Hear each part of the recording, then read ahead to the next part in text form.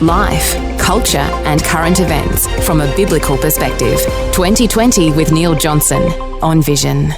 And today we're catching up with Michelle Hamilton, the Aussie Mermaid, who's got an incredible story of being rescued after nearly drowning off the coast of the Philippines. We're looking forward to hearing her testimony today. Welcome along, Michelle. How are you? I'm doing awesome. Thank you, Matt. Now, I've heard your story a number of times, and every time I hear it, I get shivers up my spine thinking of what you've been through. We're going to get to your story soon, but let's start with your background. Whereabouts were you born and raised? Born and raised in Wellington, New Zealand, and then immigrated to Australia in 1979, so when I was just 13 years old. Okay, now, you've had your testimony broadcast on the internet, on YouTube. You've written it in a book. It's gone all over the world. For those who don't know your background and your story, tell us what happened when you were saved at sea. Well, it was back in 1989, so a long time ago, 33 years, I believe, if my maths is correct. And I took my mum on a holiday to a little island called Boracay in the Philippines and took out a little 7-foot wooden canoe. And it was meant to be just an awesome day out in a beautiful island. And I didn't know then that it was going to be the very last time I ever saw that island again because I got lost at sea. Tell us what happened. Like you were out there in a little canoe. Is that what it was? Yeah, it's called a bunker in the Philippines. So it's just a little wooden outrigger canoe. It was only 7 foot long and half a metre wide. So you couldn't even sit inside it. Like there were planks of wood on top and then you sit on top of it. So that's how it was minute. So you're out there in the middle of the ocean. Did you have any faith in God at the time? No. My mum is Jewish, and so she talked about God, but there was no, for me personally, it didn't really mean anything to me, and I didn't know anything about God except that he's maybe up there in the sky doing something, but that's it. And tell us how you survived that 3 days in the ocean. Well, without a doubt, I came to know this God, and it was absolutely him that saved me, because you hear about people standing on a rock fishing and they're swept out and they're dead within 20 minutes. The fact that I survived 3 days in the middle of the ocean after the boat had capsized and I was just hanging onto the side of it can only be a miracle. And you had like flippers on, didn't you? And tell us how you came to keep those flippers on. Well, that was actually a kind of a strange thing because, you know, as I realised that I couldn't get back to this island, I decided to put on my flippers and make an attempt to swim to land. It was about 2 kilometres away. And so I put the flippers on and I just ended up by then taking them off in the middle of the storm. And then when the boat capsized, and I actually went to swim to get the bottle of water because I didn't know how long I was going to be out there for, I heard an audible voice say to me, "Grab the flippers." And of course it made absolutely no sense to me. What was sensible was to grab a bottle of water. But I obeyed this voice, and those flippers were actually intrinsic in saving my life later on when I needed to be rescued. And so tell us a bit about the angelic encounters you had, because I know that there was a lot of supernatural things that happened in these 3 days. Yeah, well, I mean, as I said, I don't really believe in any of this stuff at all. I mean, it was, you see pictures of angels and things like that. I'm not a superstitious person or a believer in supernatural miracles. Everything was just, if I can see it, then it's real.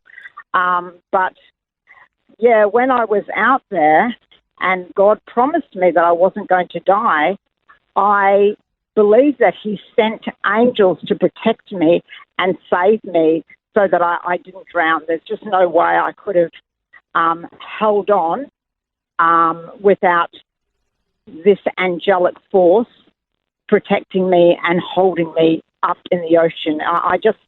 What I saw out there is is imprinted on my mind. It's something that I can never forget. And when some people say to me, how can you be sure that you saw it? It's like when you know that you know that you know what you've seen, nobody can ever take that away from you. And I know what I saw, and I wasn't hallucinating, and it was just a miracle.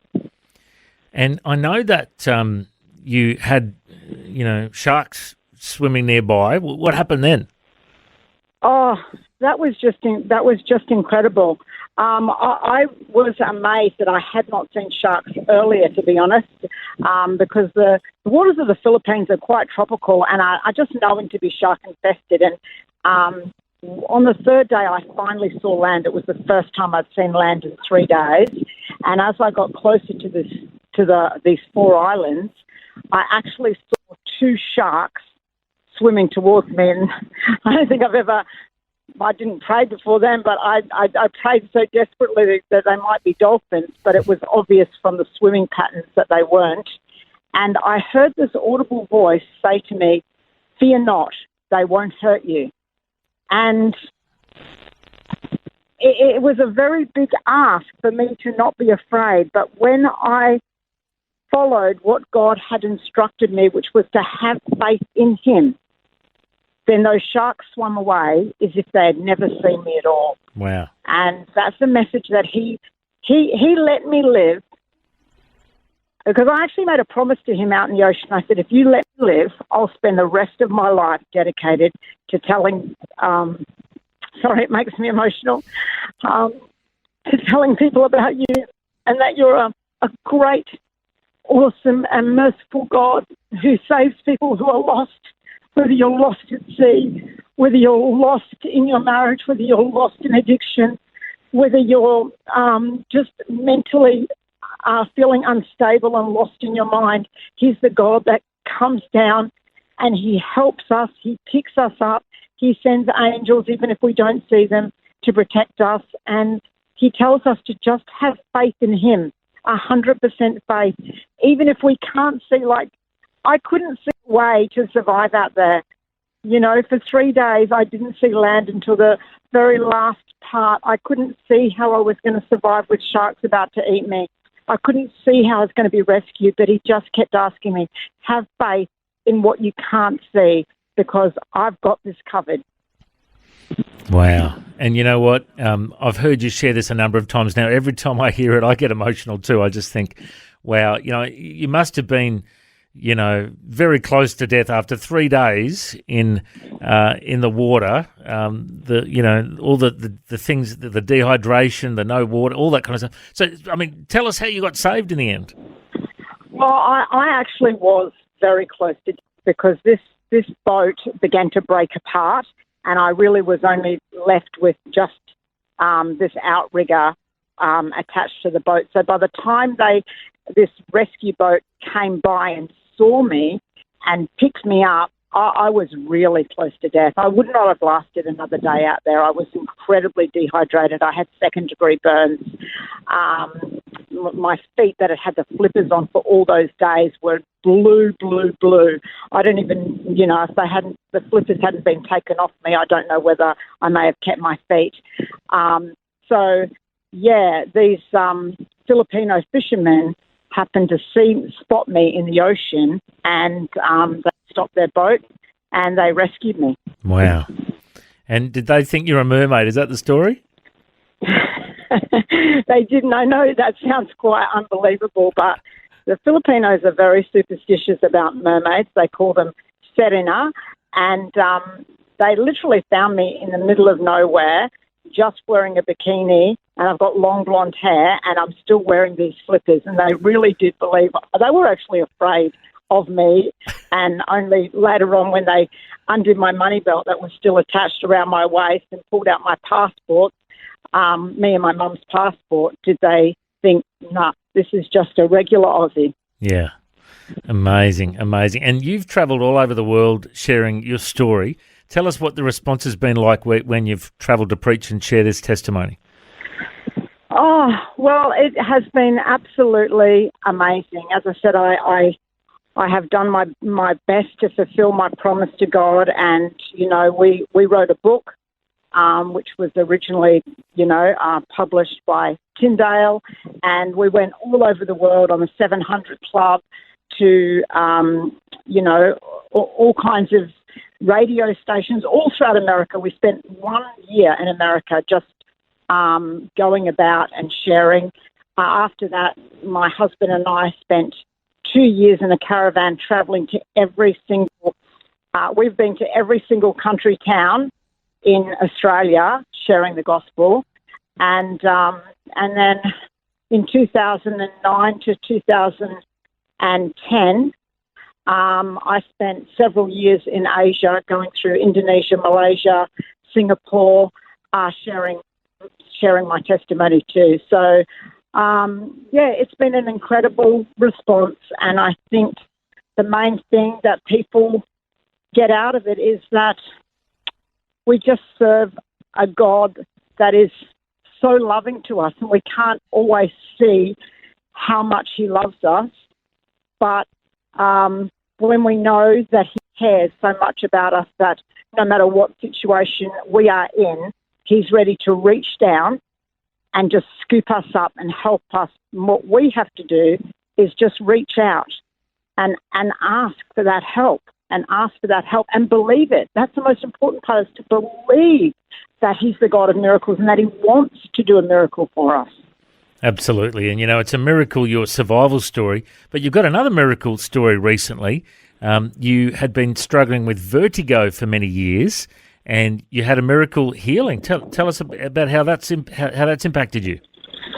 Well, honestly, this vertigo, it was so debilitating to feel dizzy every day. It got so bad, really, that I couldn't even work anymore. I didn't trust myself driving, and this vertigo would hit me several times a day, and my head would just spin.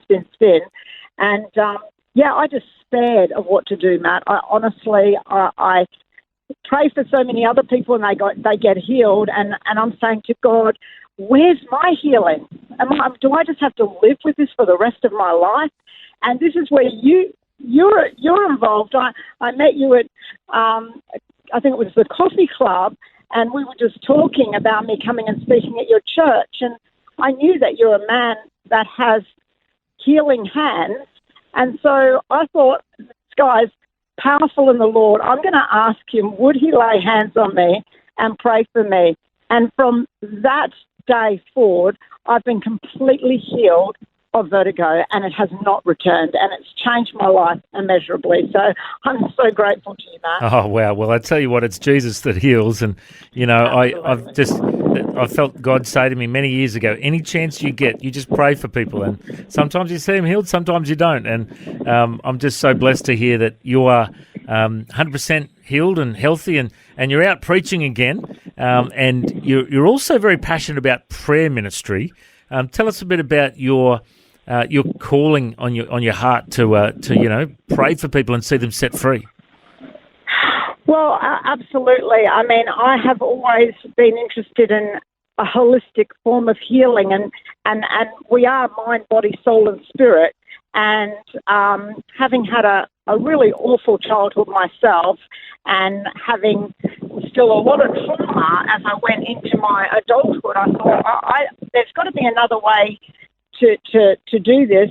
And so I got involved with some healing rooms and Elijah House Ministries, most prominently, first to get ministry for myself, and saw massive breakthroughs in my life once I got rid of the trauma, and I forgave all the people that had wounded me, and I repented of all of the stuff I'd done.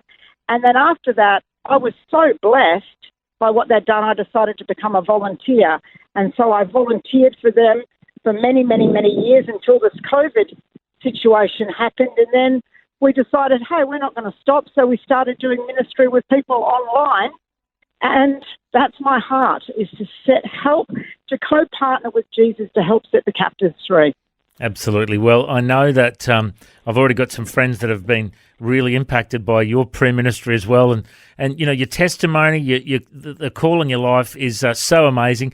I encourage people to check it out. If they want to search up Michelle Hamilton, Saved at Sea, they can find the video on YouTube. They can look up, look for the book as well. And I know that there's many, opportunities people can have to hear your story. And let's get the word out to unchurched people, unsaved people, that God is a miracle-working God. He can save us even, I think your ministry is called Jonah Ministries. It's a bit like Jonah, been out in the water for 3 days and you got rescued, hey? Absolutely, and I think I was as rebellious as Jonah was before that happened. Wonderful. Well, the YouTube, if they look it up, it's God Saves Girl Lost at Sea. Yep. And we make everything free for people. If anybody wants to email me and wants an electronic copy of the book, just email me and I'll send it to you, awesome. With my compliments. Well, we'll put the link at the History Makers website. And, I just think it's an awesome testimony, and we pray the Lord will open many more doors for you to keep sharing that testimony. Michelle, thanks for joining us. Oh, thank you so much. God bless you, man. Thanks for taking time to listen to this audio on demand from Vision Christian Media. To find out more about us, go to vision.org.au.